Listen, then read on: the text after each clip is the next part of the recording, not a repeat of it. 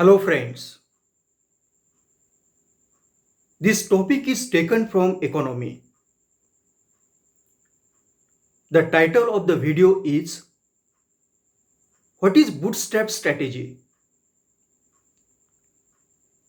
Here, I will try to explain the bootstrap strategy by the following example. We take the example of Russia.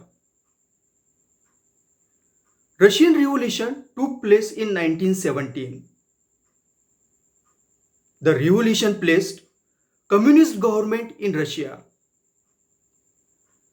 The communist government wanted the rapid industrialization of USSR.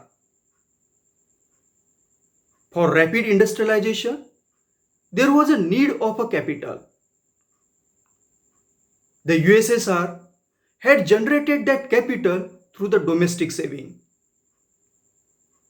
To increase the domestic saving, the government tried to curb the other expenses of the Russian people.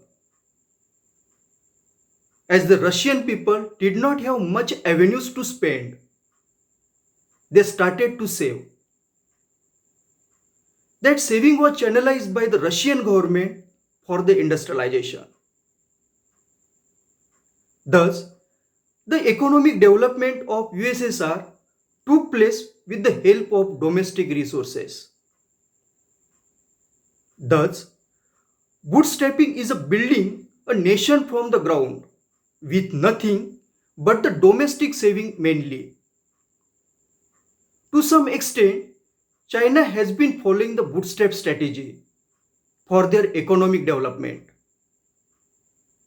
If you observe the near past, the industrialization of England was successful. It is because of the bootstrap strategy. After 1990, India started to attract more and more foreign direct investment. What is the effect of FDI on GDP growth? Each 1% increase in FDI adds about 0.4% to a country's GDP growth.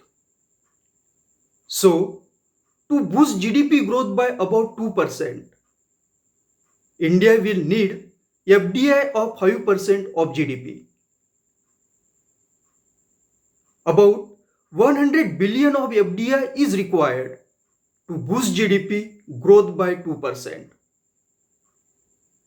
In 2018-19, FDI inflow in India was about $44 billion. The nature of FDI even prior to 2018 was not entirely satisfactory.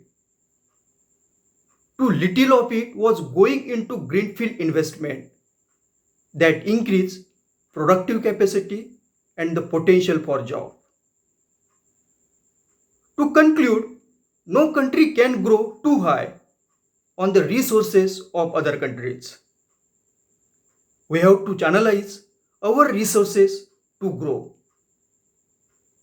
Thank you for watching my video.